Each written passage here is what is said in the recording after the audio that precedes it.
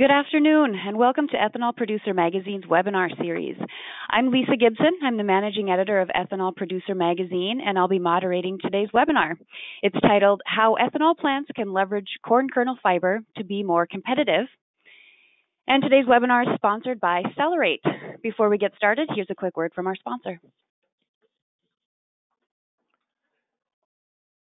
As ethanol plants seek new ways to be more competitive, advances in corn kernel fiber to ethanol processes have shown significant promise in adding value through diversification of product streams.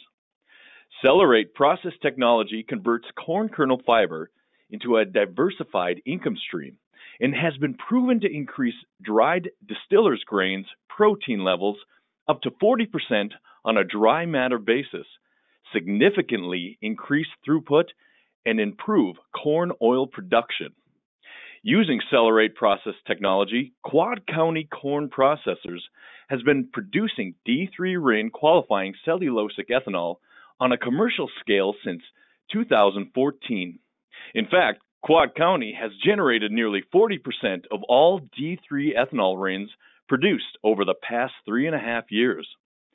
Celerate is a diverse process technology that enables ethanol producers to leverage their existing infrastructure and significantly increase total production by using pre-existing assets. In today's webinar, Dr. Maulud Araba, Head of Technical Services for Enogen at Syngenta, will review how, over the past decade, existing dry grind ethanol plants have sought to extract value out of the corn kernel through maximizing production and capture of ethanol, carbon dioxide, dried distillers grains, and oil.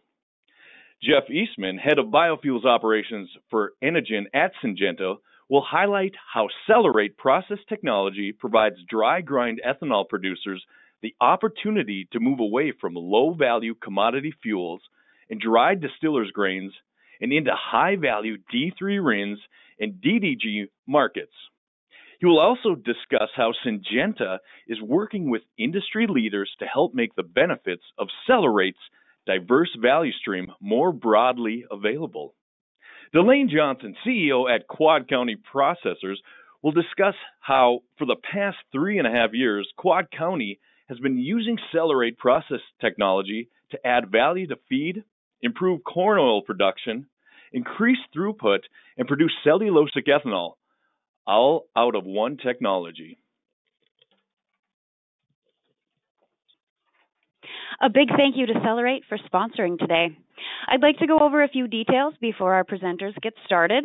Today's webinar is being recorded, and you'll be able to find it under the Events tab at ethanolproducer.com, so look for that in the next week or so. And please feel free to submit questions for our panelists at any time during the webinar. You can do that using the designated question box on your screen. And if you'd like your question directed to a specific panelist, please indicate that. We will address all the questions after the presentations are concluded. And if we run out of time and don't get all of the questions in, the remaining questions will be emailed to our panelists, along with the contact information of the webinar attendees who submitted them. That way, all of the questions can be answered by our panelists. With that, we're ready to begin. Jeff Eastman, Maulud Araba, and Delane Johnson are ready to share their expertise. So, Jeff, go ahead and begin when you're ready. Thank you, Lisa. Good afternoon, everybody. Thank you for taking the time to listen to our webinar today on how ethanol plants can leverage corn kernel fiber to be more competitive.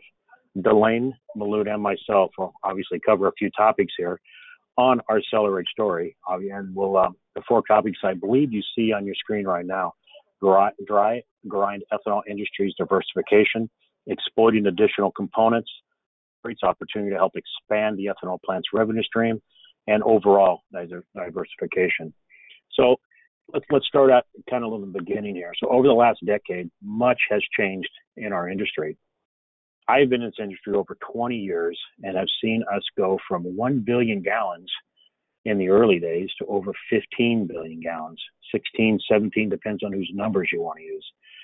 Since those early days and those early existing dry grind ethanol plants, the question has been, how do we extract more value out of that little kernel of corn? Wet corn mills have been doing it for years. and they have hundreds of products. And the dry mill ethanol industry could actually learn from their success and how they diversify that little kernel of corn. In the early days of dry ethanol plants, we were pretty much focused on maximizing the ethanol and distillers grains, of which, you remember DDGs in the early days were as an extremely low value product. Later, we began to capture CO2, corn oil, thus beginning to see that transition to those secondary co-products and maximizing the production. So today, as we see more advanced technologies and processes enter the market, you have to ask yourself, which one do you choose to help diversify your product streams? We believe the next logical step in this portfolio is the development of the corn kernel fiber into multiple high-value product streams. And as we speak today, hoping to answer some of your questions and sharing the highlights and the lessons learned at Quad County Corn Processors, which, I might add, has been producing high-protein distillers grains, D3 RIN qualifying cellulosic ethanol, all on a commercial basis since 2014. I want to repeat that and say it again. Since 2014, this has been a full-scale operation. They have generated nearly 40% of the D3 ethanol RINs produced to date.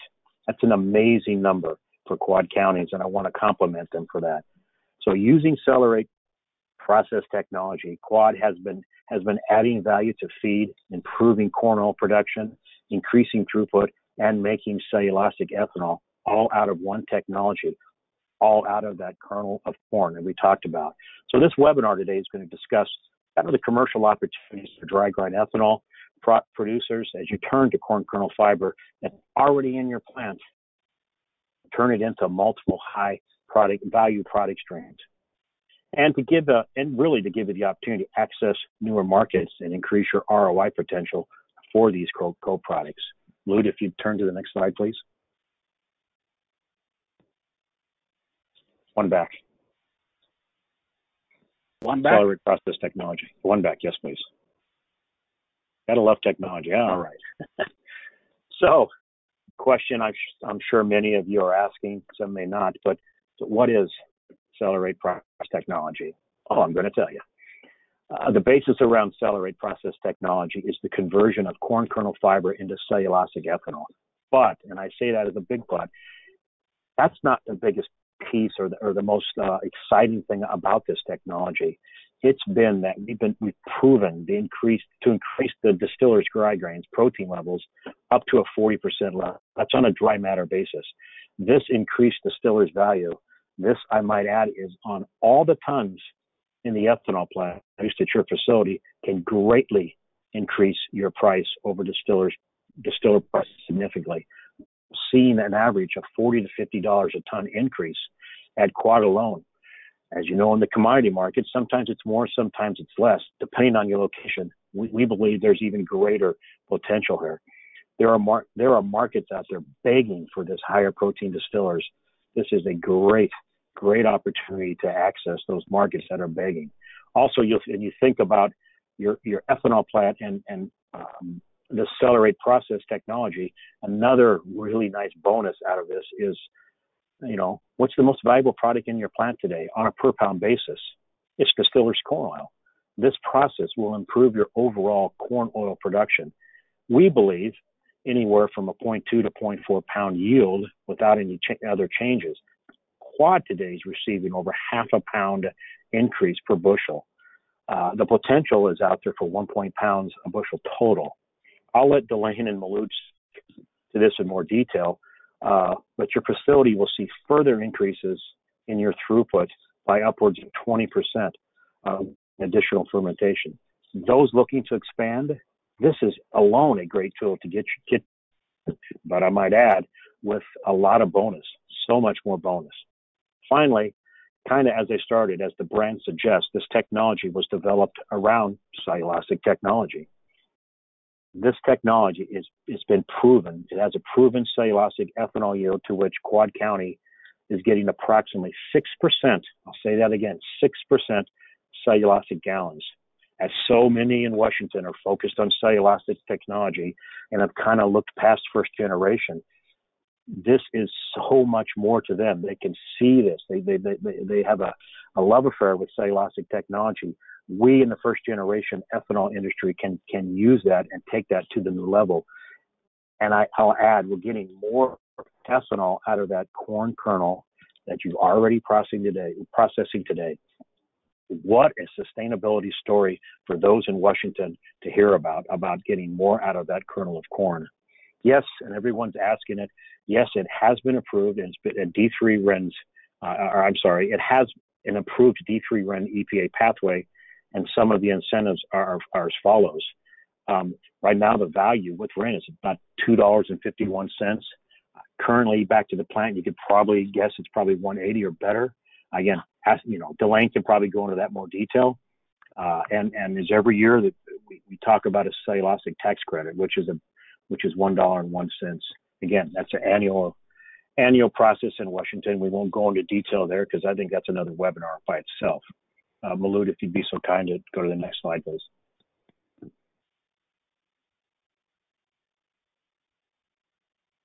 Malud, can you change the next slide?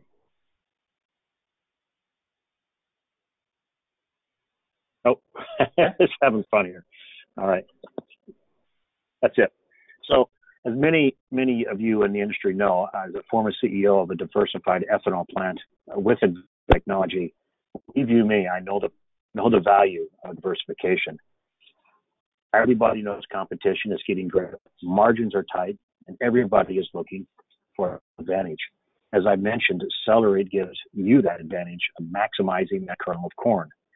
With the increased distiller value, you can realize an immediate improvement to your margin. Wouldn't it be great? Really, I think it would be, to have your distillers compete with your ethanol as your high margin leader in your facility. Think about that for a minute. That would change how you look at that ethanol plant, wouldn't it? Celerate can help you access new markets, transform your operation, and be more competitive. And with diversified process, you have the potential to earn back your investment in only 2 to 3 years. For example, a mid-sized ethanol plant, we believe, could realize a $4.3 million annual increase in revenue from just the higher protein distillers alone. Just the protein alone. It doesn't include the additional D3 RINs, the additional oil, or the additional throughput. Amazing numbers. So with the evolution, again, of corn oil and the addition to the plant itself, this, as you look back at history, you'll see that just having corn oil alone was what could make a year or break a year.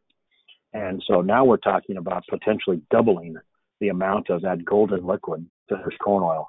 To many of our cousins in the bio and renewable diesel fronts, this has helped them compete in the market too. You'll be able to give them more of this liquid gold, as I'm calling it.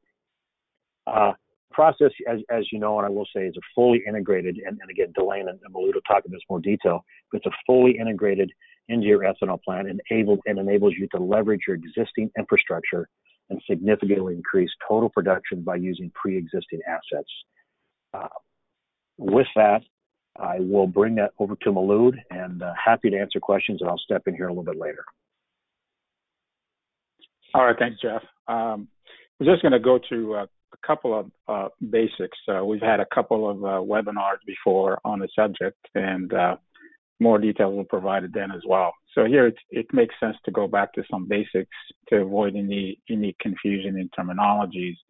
And certainly the generation numbers has been one of those things that sometimes can be confusing.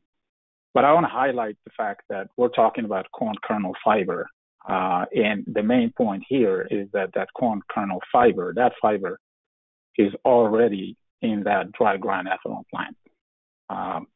And so starting with that, I'll probably end with that at the end of this slide. There's just a little bit of a distinction between generation 1, generation 2, and generation 1.5. So as everybody knows, generation 1 is basically a name given to converting cornstarch to ethanol, particularly in North America. That could also be sugarcane to ethanol, could be sugar beets to ethanol. But that's the main focus of generation 1. It's basically dealing with simple carbohydrates to ethanol. And then we go to the next area, which the industry has been working on for many, many years, and progress is being made in this area, and it will continue to be made, is the traditional cellulosic ethanol, which we call Generation 2 or Gen 2 for short. Basically has been defined as coming from feedstocks such as, corn stover, which is mainly corn stalks, corn cobs, switchgrass, woody biomass. All of that is what I would call very complex carbohydrates, and require a lot of work to do that, not only just from a bioconversion, but even before you get there. There are more steps involved in collecting, handling, reducing the mass, treating that mass, and eventually, converting that into ethanol. So as I said, progress continues to be made in that area, along with Generation 1. In the meantime, just like the industry has been working really hard to take advantage of all components that exist, obviously in a dry grind ethanol, the fiber piece is already there. So if you look at today on average, generally speaking, if you look at the fiber coming in from that corn kernel into dry grind ethanol in the United States, you probably could add that up to probably over 130 million tons of fiber. That's over 130 million tons of fiber already coming in. It does not to be added, does not need to be collected. It's already there. And so that leads us to what's called Generation 1.5, and that basically focuses on ethanol produced from feedstocks such as the corn kernel fiber. And once again, that fiber is already there and can be converted. That fiber is different. By the way, not all fiber are created equal. And so the level of complexity in the fiber differ extensively when you're comparing, even within Generation 2, if you're comparing corn stalks to woody biomass, that fiber in terms of cellulose, hemicellulose, lignin, and so on, and how those are connected with each other, that complexity is totally different even within Generation 2. And then when you compare that to a corn kernel fiber, that fiber is different as well. Fortunately, that fiber in corn kernel fiber is less complex. So that leads us to just talking about the corn kernel. Once again, taking you back to the basics, which everybody should know. But it's important when you think about why corn kernel fiber. Why is that important? Why could that diversify value that Jeff talked about? And when one thinks about the corn kernel, particularly, there are so many components in that corn kernel, and each of those components are extremely valuable and could have actually various applications. If you look at the history of corn over 100 years, and you look at the number of applications that have used actually components of corn, you'd be amazed what kind of value has been created or added value has been created just based on that corn kernel. So just the basics are, if you look at the corn kernel, it has several parts. So you have the endosperm, you have the endosperm, which that's where most of the starch is. And then you have the pericarp, which most of us would say that's mainly fiber. And then you go to the germ, which that's where most of the oil is, but also there's a significant amount of protein in the germ.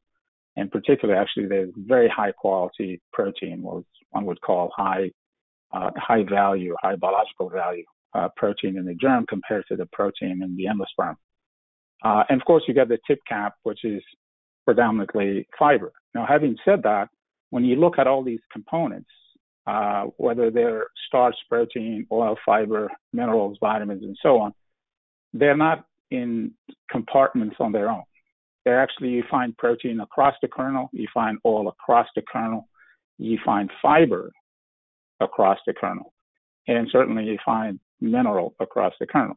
but the concentrations are different depending on where you are. Remember, the corn kernel is an alive organism, if you will, and it needs all those nutrients to germinate and grow.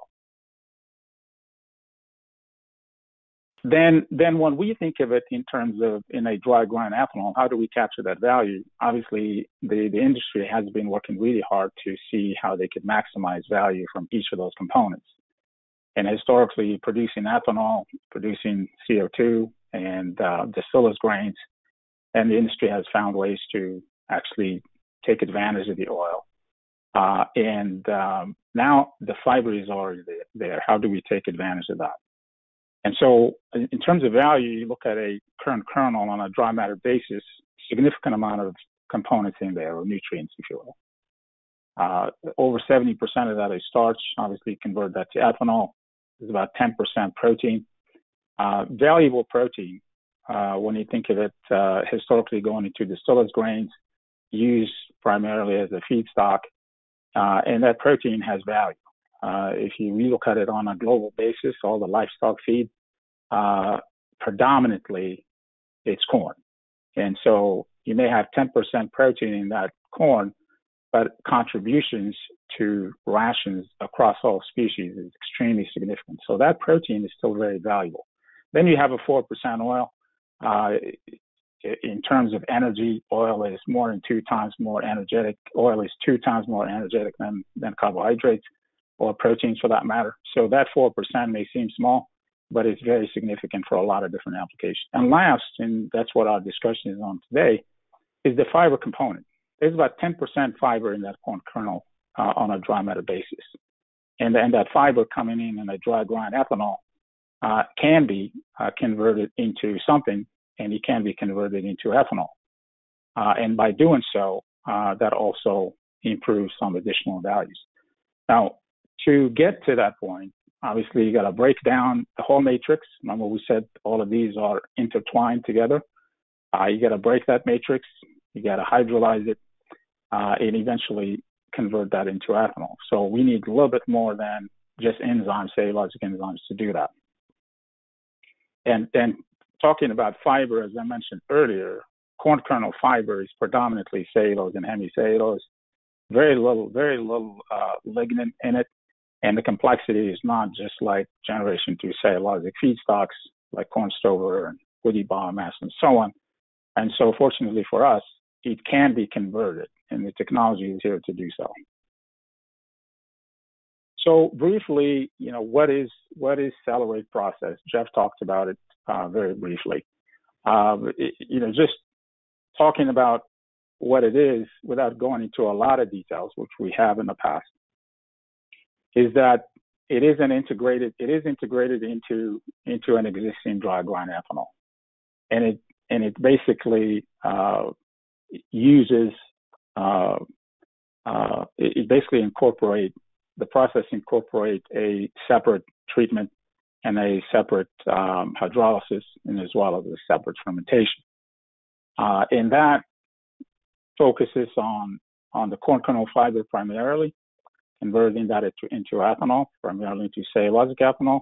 But by doing so, we're also enabling and increasing the value of other things, including, for instance, oil, including the protein content of the distillers grains. And so this, in addition to producing ethanol, what it's cellulosic, we're just increasing ethanol production or improving yield. You also improve value from other components. It also, one of the things that are important here to mention is that it uses the whole stillage. The entire whole stillage is actually processed, and to do that, it incorporates a combination of chemical, thermal, and basically enzymatic, and eventually yeast conversion to convert that into ethanol. The one key component here also to mention is that the conventional process, i.e. the conversion of starch to ethanol, in addition to the cell rate process, that is also an important component in as part of the pre-treatment. The fact of the hydration of the fiber, the conditioning of that fiber, the soaking of the fiber, all of that makes it a little easier to have a a relatively mild treatment, pre-treatment of that whole stillage, which on one hand enables it to break down the fiber, but also allows you to maintain the quality of the distillers grain. And then I'm going to pass it to Delane. Delane, if you'd like to make any more comments on the process, feel free to go so before I switch to the next slide. Well, thank you, Maulud. I think from a process perspective, I think you have covered it well. So if you'd like to advance to the next slide, that would be fine. I guess I'm going to talk a little bit about the commercial experiences that we've had at Quad County over the past 3.5 years. As part of the slide, you can see the team at Quad County on July 1st, 2014. That was the day that we first turned the full-scale commercial facility on. It was a great day for us to be able to produce some of the first cellulosic ethanol being made out of corn kernel fiber in a commercial sense anywhere in the world, really. So it's very exciting. As far as the Accelerate process is concerned, it really creates more diversified value out of that same kernel of corn. Some of those values that have been talked about here today, I'm just going to summarize briefly.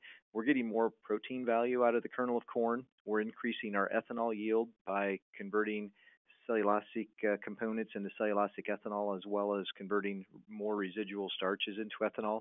We're also improving the distiller's corn oil yield. And lastly, we're increasing our corn grind and throughput by taking some of the bottlenecks out and by utilizing the cellulosic Accelerate technology to also combine with the base plant in order to just create additional throughput as well. So if you advance to the next slide, really the next two slides are going to highlight some of the things that we've learned from operating Accelerate. Really, the first thing I want to talk about is ease of operation. The conventional starch ethanol facility operates exactly the same as it has in the past. The Accelerate technology deploys similar equipment to the conventional plant, which allows for ease of operation. It also minimizes the amount of spare parts that are needed in order to run the operation. Lastly, during construction, this is basically allowing us to do tie-ins at shutdown so you can actually operate your facility while the construction is taking place. The other thing that takes place that we've learned about over the last 3.5 years, and Maulud alluded to this earlier, the conventional fermentation really does pre-treat all of the fiber, which reduces the amount of chemicals and enzymes in order to effectively convert those into cellulosic ethanol. And it really is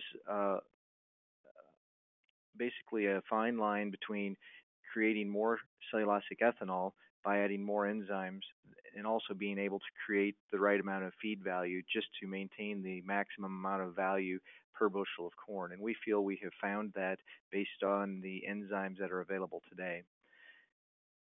The second fermentation is something that gives us lots of opportunities to do things that we may not have thought about just running a conventional ethanol facility. And so the values we talk about are ones that we have known about and have deployed, but there's additional things over time we believe that this second fermentation will allow us to do. So it's exciting to have opportunity for growth. But first of all, we're converting the fiber into cellulosic ethanol, which is capturing value out of the fiber component, and it also captures residual starches. It's releasing oil bound by the fibers. And when Maulud was talking about those fibers in all portions of the kernel, as you can imagine, actually converting that fiber into ethanol and separating it by distillation is a more efficient method than trying to separate that in a mechanical fashion, which also is allowing us to reduce some capital costs. It also releases amino acids that are bound by those fibers, which concentrates the protein. The additional yeast that we're using in that second fermentation is also creating additional proteins, which are very digestible. The reduced fiber and the reduced fat also concentrates the protein. So all in all, we're concentrating the protein and making it more digestible.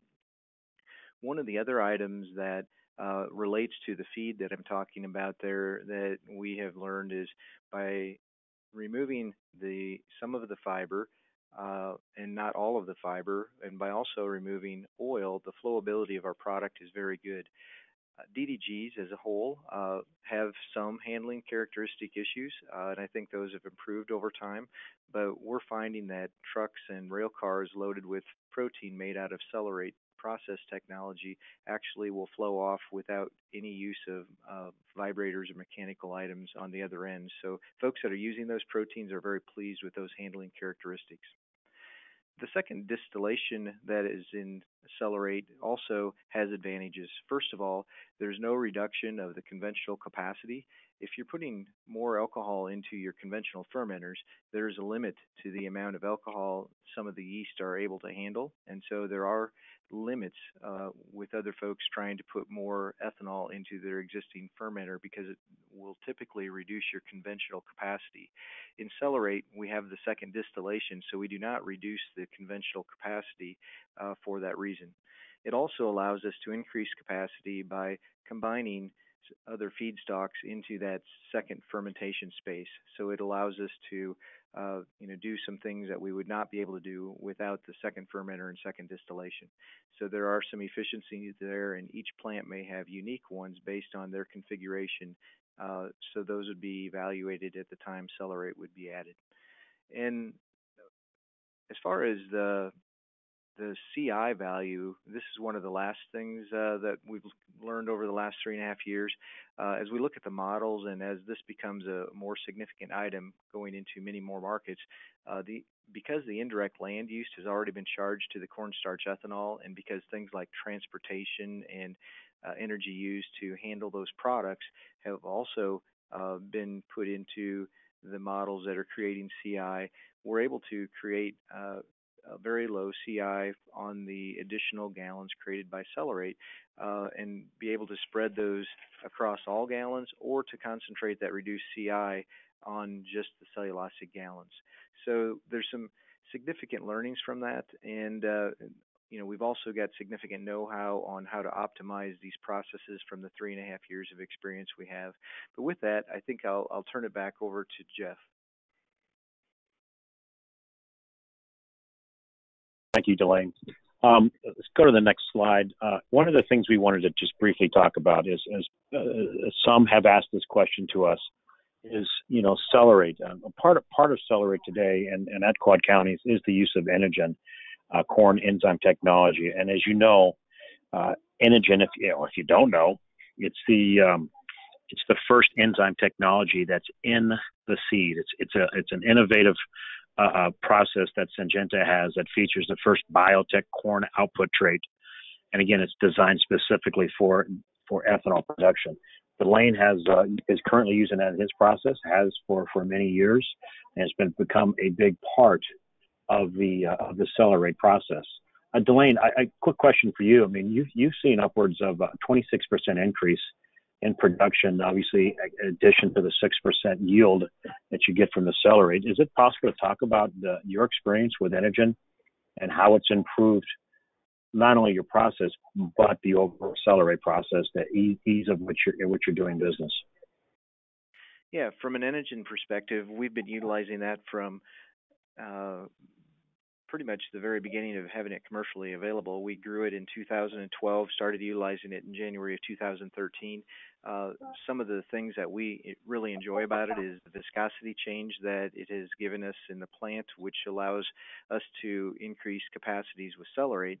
But some other things we like about it is being able to generate premiums for our growers of that product, and instead of buying alpha amylase from a supplier, we're able to put that back into our community of growers, and in a lot of cases, those are also our shareholders. So it has lots of advantages, and combining Celerate and Enogen together, allows the two technologies to have synergistic improvements, one of them being this 20% throughput increase that you're talking about by being able to utilize higher solids in the cook part of our facility, Jeff.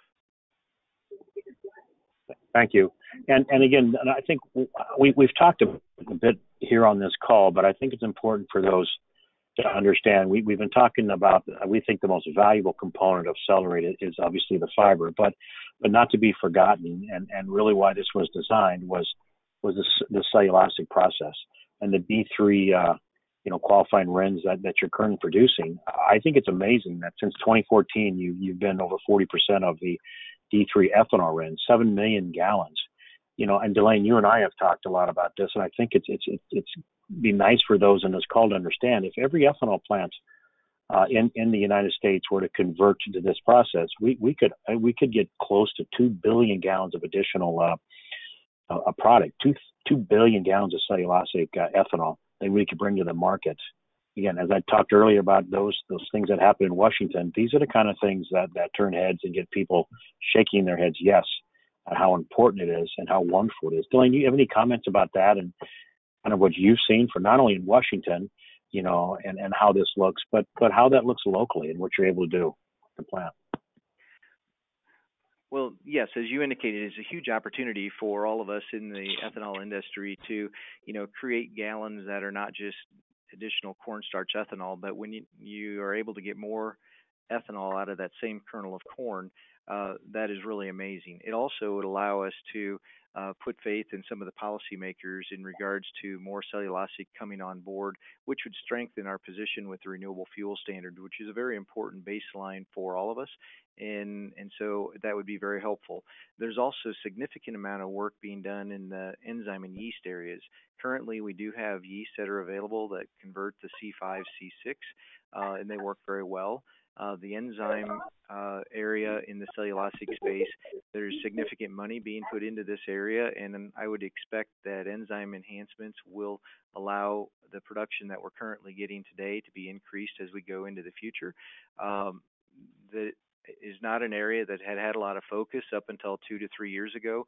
And now there's a significant focus because I believe not only do we see corn kernel fiber as an opportunity, but I think the enzymes and yeast companies see it as an opportunity as well. That only bodes well for all of us in the industry, in the dry grind ethanol industry, because it's very similar to what ethanol production for cornstarch would have been in the 70s and 80s, where enzyme technologies may not have been as good, and they've spent significant amount of time, effort, and money improving those, and we've seen yield improvements. We're at the very baseline of those today, and I'm anticipating that we'll see, improvements over time. So once the Accelerate process is in place and we've got that infrastructure, there are opportunities for improvement as those improvements come along. So it's pretty exciting. I couldn't agree more. And go ahead. Yeah, I was just going to build on that comment. I think you look at the focus for the last 15 years or so in terms of enzyme development has been focused on the biomass substrate, i.e. biomass substrate coming from more complex, carbohydrates. We're talking about corn stover, wood biomass, and so on. And those are extremely complex substrates in terms of cellulose, hemicellulose, lignin, and how those are put together. And so those need specific, call it combination of enzymes to do that. And so taking that knowledge or taking those combinations and putting them directly into corn kernel fiber is good. But those were not specifically developed for the corn kernel fiber matrix. Even though it's a simpler matrix, simpler combination of fiber, you still have to take that extra step, which the industry has in the past, couple of years, started focusing on that, more focused on it now than there was 2 years ago. And I think that's going to help tremendously in terms of extracting and breaking down the cellulose, hemicellulose components within the corn kernel fiber. I agree, Malou. That's again, as we've worked on this, that's been one of the more exciting things that we've worked on. We've been producing, or Delane's plant has been producing, D3 ethanol RINs since 2014. Again, a very, very notable and exciting, accomplishment and milestone for the industry to understand. And just to finish out this slide, so we can move on. Again, Accelerate and Inogen, I think, and as they say here, can help deliver notable benefits beyond what either can do by themselves. So let's move on to the next. Delane or Malou, unless you had anything more to add. Nope, that's good. I think Delane and I will kind of talk a little bit about this. What you see in front of you right now has been the milestones that Delane has reached since that first gallon of cellulosic ethanol was produced, and an exciting upward trend as you see. And every time that a little comment is added, it's either a significant milestone or another partnership that we pull together. This is something that I think we really want to highlight about the success of where we're at, and quite honestly, how confident we are in success of the Celerate process in the industry. As you go through past this, the things that I would like to talk about is really, I mean, look at the end of 2016. Delane was 85% of the D3 ethanol RINs.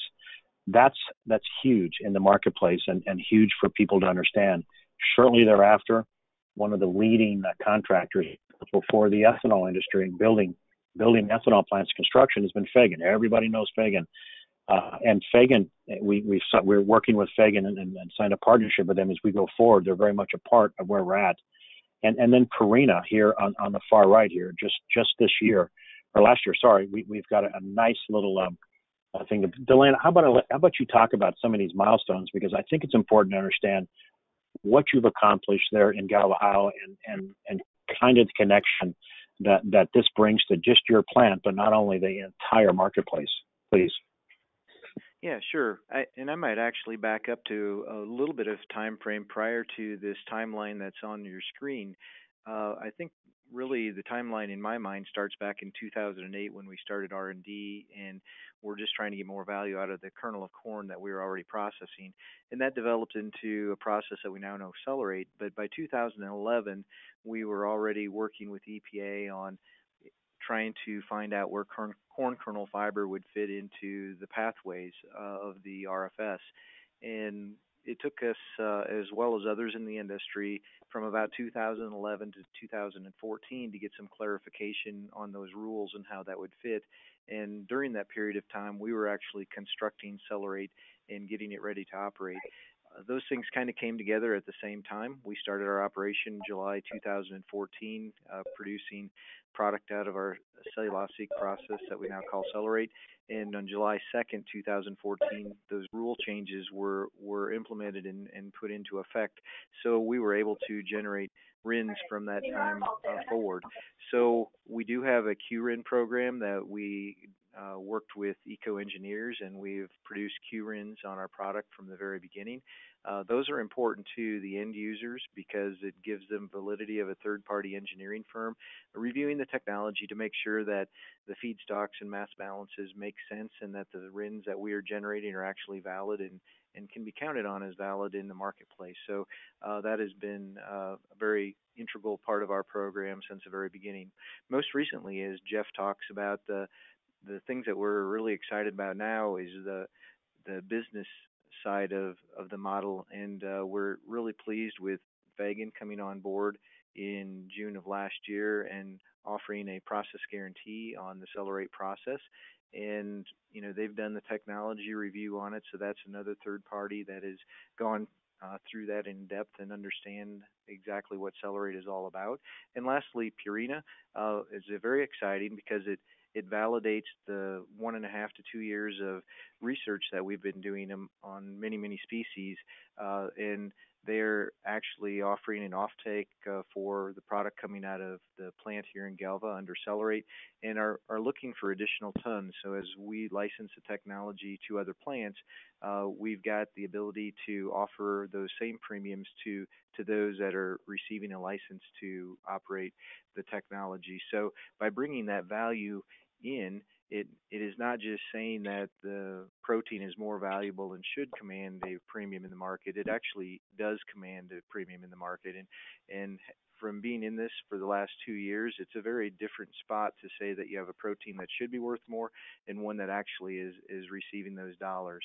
So between the Purina arrangement and being able to have a partner like Fagan to help construct and help put a process guarantee in place, this model from a business perspective has become quite certain, and we're very excited about all of that.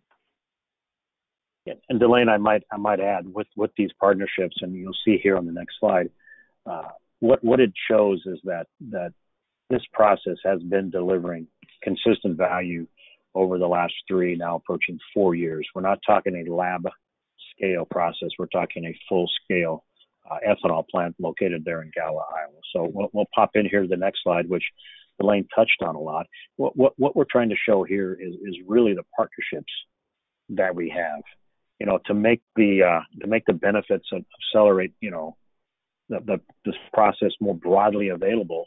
We've developed partnerships around the country with, we think, some of the leading folks in this industry, names that everybody knows.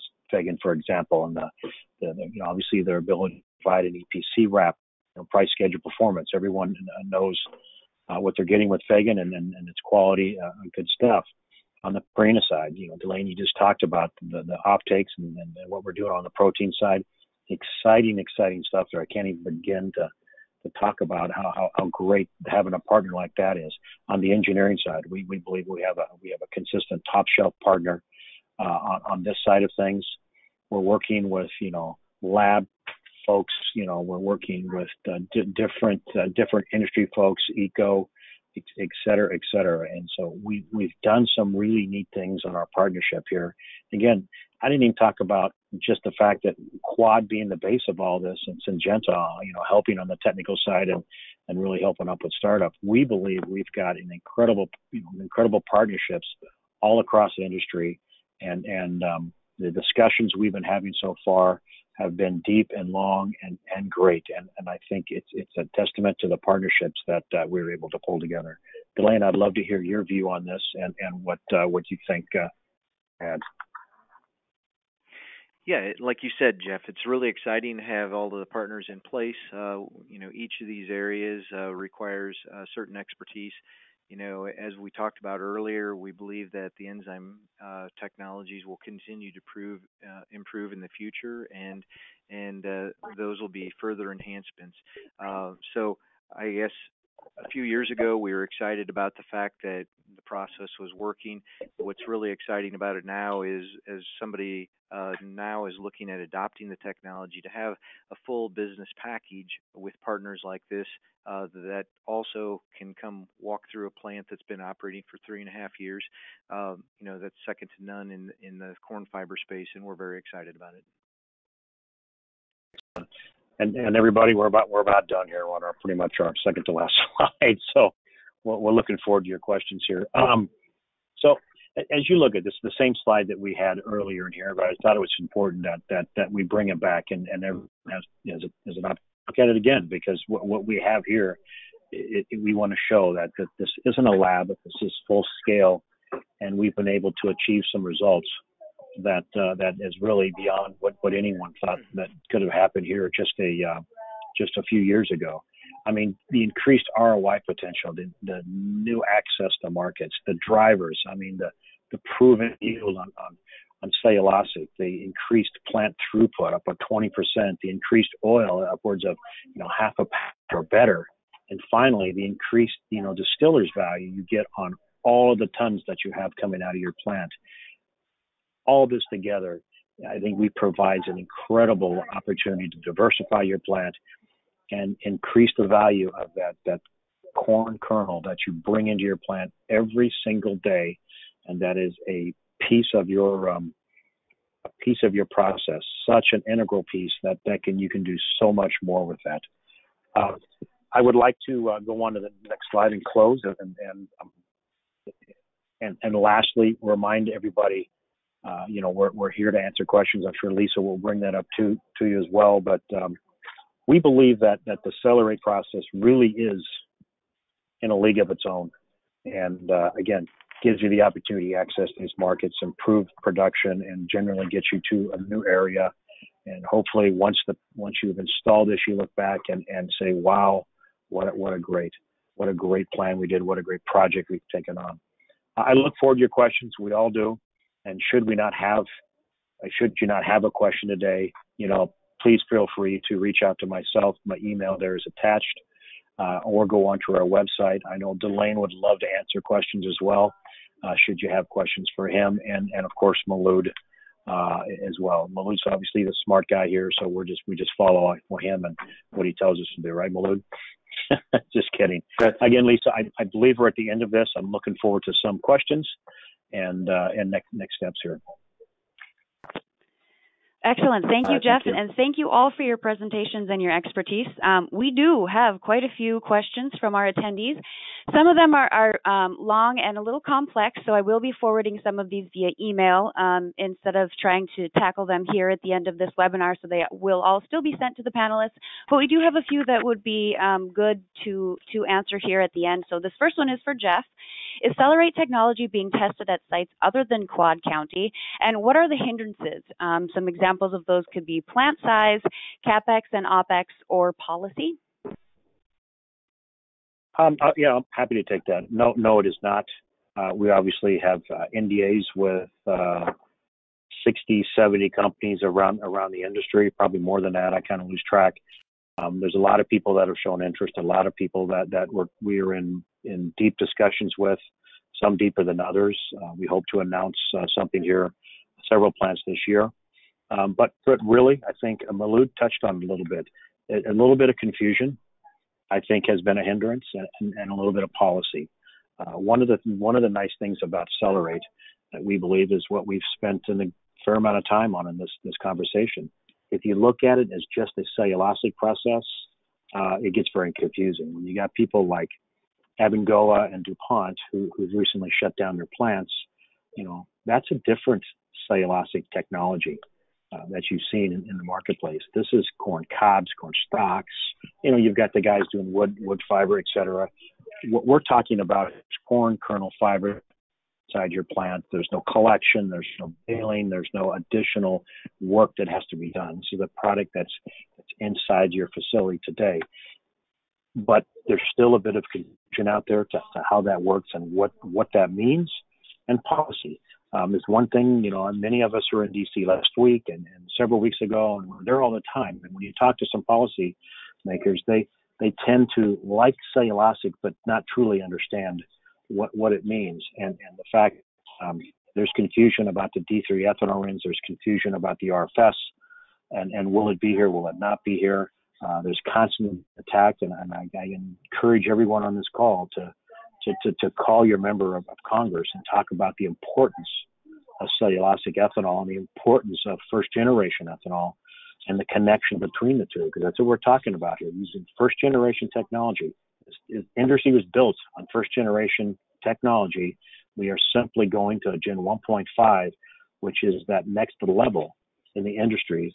And again, using the foundation built by many in this industry to go forward in the cellulosic space. Like I said, 2 billion gallons could be produced in this industry if everyone were to put this into their facility. So confusion, policy, we need to get some of that covered. But I'll end with this process works really on the protein value alone.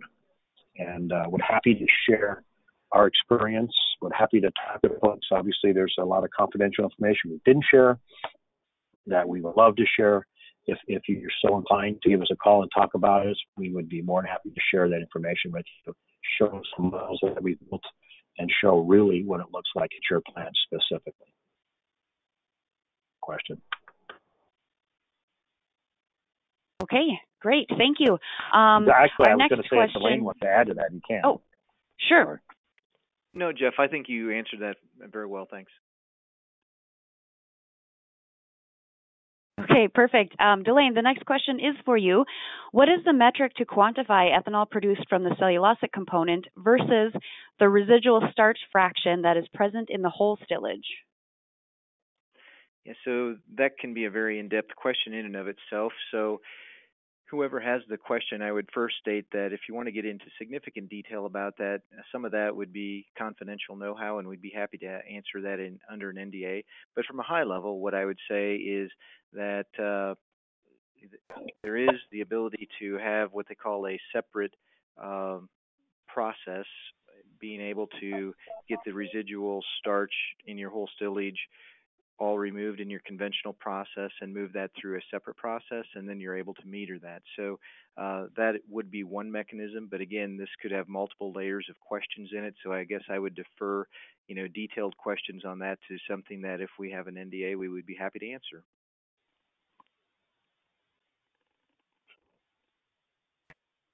Okay, thank you, Delane.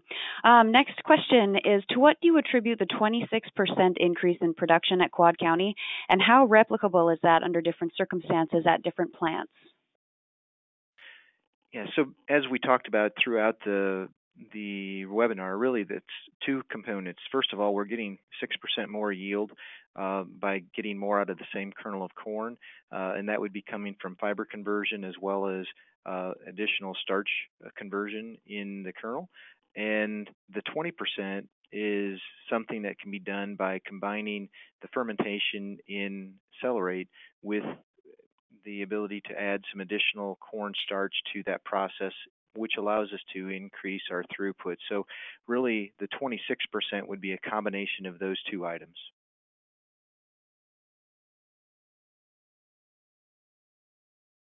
Perfect. And I guess Thank the you. second part of your question was whether or not that could be replicated at other plants. I'm sorry, I forgot to answer that part of it. But yes, that could very easily be replicated at other facilities. So hopefully that answers both parts of the question. Great. Sorry, I didn't mean to cut you off. I'm sorry about that before you answered the second question. And so the next question, this isn't specified for anyone in particular, but it sounds like probably for Delane again. How many pounds of DDGs per bushel did you produce before celerate, and what is the yield after celerate? Yeah, so we were producing on an as-is basis approximately 16.5 pounds of DDGs prior to celerate, and we're producing about 14 pounds of as-is protein after celerate. So that basically shows the reduction. We're getting more oil out, which is part of that, and then we're also getting more fiber out, which is part of that, and we're also reducing our residual starches down to around 1%, so that would be a piece of it as well. So it's really a combination of those three items, converting that kernel and putting them into more valuable streams.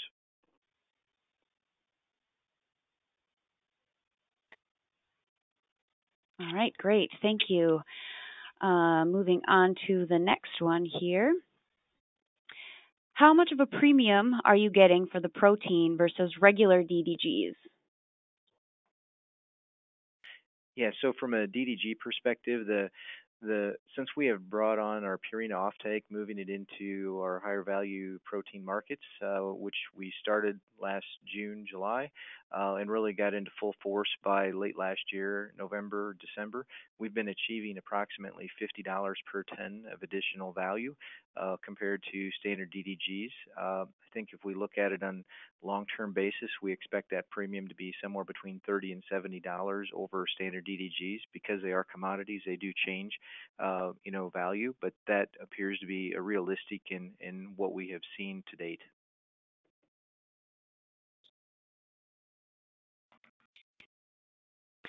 All right. Next question. Can you speak to the chemical, thermal, and enzymatic processing required for the second fermentation? Maulud, I might let you talk to that one. Yeah, I can make some comments on that. I think the same thing here. There is some information that is confidential and it can be shared in the NDA, but primarily, basically here you have to have a pretreatment to expose the fiber, namely the cellulose and the hemicellulose. And in this case with celerate, you're using thermal, that's temperature. You're also using chemical, basically getting into a mild acidic environment. And in addition to the conventional process in terms of hydrating and softening the fiber, that combination leads you to exposing the cellulose and the hemicellulose and enabling the cellulose enzymes to act upon those. And so it's a mild treatment due to the nature of the fiber, as opposed to biomass type of fiber where you really need some harsh treatment to do that. And so the mild treatment in terms of temperature as well as acidity, or pH in this case, allows for breaking down that matrix and exposing the fibers, but also the mild treatment also maintain or maintain the value of the DDG coming out as well. And another comment I would make is generally, if you look at biomass fiber, where you need some harsh treatments, so you do end up with some inhibiting components, so inhibitors coming out of that process. You don't see as much of that with the corn kernel fiber as a substrate to start with, and also with a mild treatment. That's also a plus in terms of eventually allowing the yeast to convert those sugars without having any inhibitory factors present. Once again, if you need more details in terms of what kind of level of temperatures, what kind of level of pH, that kind of information, we'd be glad to talk with you about that in our NDA.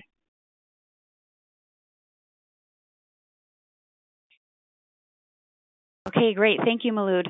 Next question, I think, would be for Delane, probably. How long did it take to capture the $40 to $50 per ton value for high-protein DDGs? So from the time we started our facility, really, we did a number of things. We were maximizing the oil recovery and the ethanol yield for the first period of time. Once we actually got those completed, we did about a year and a half of studies, maybe closer to 2 years of studies in various species. And from the time we had all of that information packaged up, the key was being able to have an offtake, and so we were able to get that done in June of last year. So when you say how long did it take to capture it, I guess the question becomes, if you're asking from the day we started in July 1, 2014, I would tell you it would have been in the last half of 2017 that we started receiving those premiums. So there was significant development work that went through that. But really, from a standpoint of when did we start collecting the data, because we felt our protein was at a point where it was consistent and operating the way we wanted to on a full-scale basis, that would have been about a 2-year period from the time that we started doing the studies until such time that we were able to get to the premiums. So anyway, 4 years if you're saying from the beginning to now, or basically 2 years if you start from the beginning of the feeding studies, or I could actually answer it, approximately 6 months from the time we got the studies done. We're able to receive an offtake with Purina, which we're very excited about, to be able to get the capturing of the premium. So anyway, answered that 3 different ways, but hopefully that answers their question. Thanks, Delane. The next question is, how much has the ethanol yield per bushel increased at Quad County? And beyond that 6%, were there other yield upsides? Yeah, so we did a baseline of our facility and ran that for 7 months, and we actually went all the way been empty to all the way been empty, which is really the only way to know for sure what your amount of corn is going through your facility. And so that 7-month period, we would have ran about a 2.72 yield on an undenatured basis, not a denatured basis, but an undenatured basis. And we also currently are running for about the last 9 months around a 291 on an undenatured basis. So the other key thing to that is there have been a lot of advancements in advanced yeasts that we have chosen not to put into our facility because we are proving out the technology.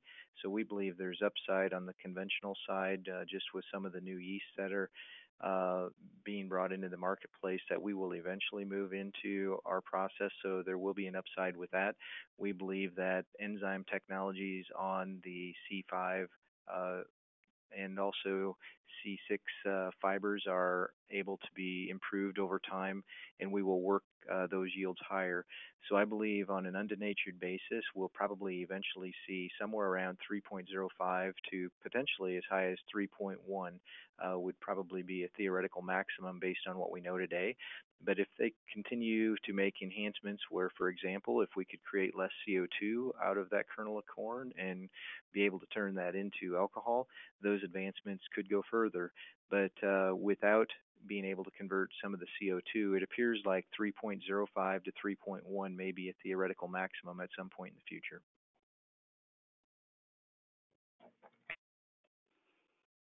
Great, thank you. Next question, is the yeast used for stillage fermentation different from that used for the primary fermentation? Yeah, so this is Delane again. I guess I would answer that we have done we have done most of our 3.5 years with the exact same yeast that we had been using on the conventional side, and that actually only will convert the C6. There are C5, C6 combinations available, and we have utilized those as well. So the answer could be yes to both. Yes, it could be the same, or yes, it could be a C5, C6 combination. Great, thank you. This next question I think could be answered by all three of you, perhaps. Delane, from your plant standpoint, and then from the technology standpoint with Jeff and Malud. The question is, do you have plans to scale up to produce cellulosic ethanol from stalks and other feedstocks? Any plans to look at completely different feedstocks, such as perennial grasses? I guess I'll go first, and I'll defer it to these guys. At Quad County specifically, we're very focused on corn kernel fiber. We feel that there's the opportunity to continue to make enhancements to what we're already doing here, and that's where our focus is at. Not saying that we won't do some of those items in the future, but corn kernel fiber is our focus for now. Delane, I'll add in there as well. Right now the focus is corn kernel fiber. We see a tremendous amount of value in corn kernel fiber, as I mentioned, upwards of 2 billion gallons if all the ethanol plants were to go. The same technology, the same platform for Celerate can obviously be utilized to go after the hemicellulosic. And so right now that's where our focus is at, and that's probably where our continued focus will be on this project. So I guess no would be my answer. Yeah, I would just add a comment, Jeff. I think that's totally correct. I would just say that the advances that are made and will continue to be made in the Gen 1.5, the corn kernel fiber area, with the potential that Jeff just talked about in terms of billions of gallons, I believe that there will be significant learning generated from all different areas, whether it's enzymes development or yeast development, or even understanding the substrate itself, that could eventually become a stepping stone for advancing all the efforts that have been ongoing for the past 15 years in terms of Gen 2 cellulose ethanol. Great point, Malud. Okay, moving on, we'll go through a couple more questions here before we finish up. Is the higher protein DDG more sensitive to heat in the dryer? This is Delane. Obviously, all proteins would prefer, the lowest amount of heat possible to minimize any degrading of proteins that could take place. Our experience tells us that our product is able to go through a standard drying system, and we have extremely good quality, and the digestibility of our protein is actually enhanced according to the feeding studies and the data we have compared to standard DDGs. So I would say that conventional drying systems should work fine, and ours has worked fine. But so that would be my answer. I think I'll just leave it at that.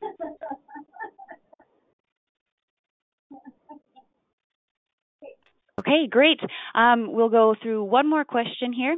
With the acidic pretreatment, are you adding any sulfur to that process? And if so, how much has the sulfur content of the resulting feed product increased? So the answer is yes, we do add some sulfuric acid. And, the sulfur levels that we have are very acceptable to the end user and are reflected in the premium that we're receiving for the high protein feed. And I should also mention we are receiving that premium on every ton of the distiller's grain. So it's not just a portion of the protein, it's all of the protein as well. And as far as the exact levels, again, that's something that we would be happy to visit about more in depth under NDA, but right now the markets are not, we're at an acceptable level of that, and that's maybe speaking to what I was trying to say earlier, that we've chosen where we believe we can get the most value out of the kernel by optimizing the feed value and optimizing the cellulosic ethanol conversion, not necessarily going for a maximum conversion and ignoring the feed component. So we're really trying to optimize those two together, and the components that we're using, whether it's enzymes or other chemicals along the way, are all part of that decision process. And so that's part of what we have learned over the last 3.5 years. Excellent. Thank you, Delane. And another big thank you to our sponsor, Celerate, and to all of our speakers today. This was a lot of information. We definitely have a lot of interest from the webinar attendees. As I mentioned, I do have a few more questions that are a little more complex, a little more involved, and also probably involve some proprietary information about Celerate and Quad County. So I will email those to our panelists, and those can still be answered. We have an exclusive discount offer for our webinar participants, $50 off the early bird rate for the International Fuel Ethanol Workshop and Expo. You can call the number on your screen, and if you mention FEW webinar, you'll get that $50 off, and that discount expires on May 1st. So make sure you do that before then. We also have a few other events coming up that you should put on your calendars. We have another webinar in a couple of weeks, May 10th at 2 p.m., Diversifying Revenue Through Protein Co-Products, and then a few events that coincide with the International Fuel Ethanol Workshop and Expo. That event is in Omaha, June 11th through 13th, and it's co-located with the Advanced Biofuels Conference at the same place, the CenturyLink Center in Omaha. But our pre-conference seminars for that event are on June 11th. We have the Efficient Ethanol Production Seminar as well as Ethanol 101. So make sure you mark your calendars for those events. Thank you again to our speakers, our sponsor, and all of our attendees who tuned in today. Have a great afternoon. Thank you. Thank you. Bye.